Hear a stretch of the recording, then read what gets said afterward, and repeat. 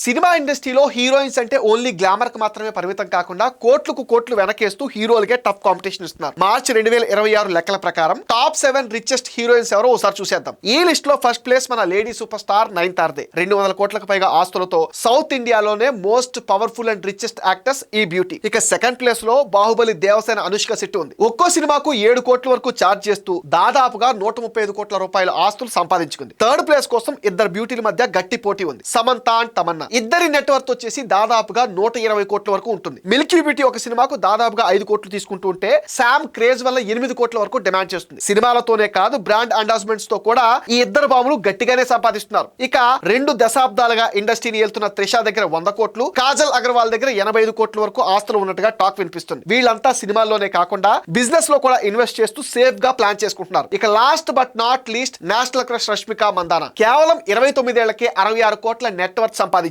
పుష్ప 2 సికిందర్ సినిమాల కోసం ఏకంగా 13 కోట్ల వరకు తీసుకుంటూ రికార్డ్ సెట్ చేసింది ఈ బ్యూటీ.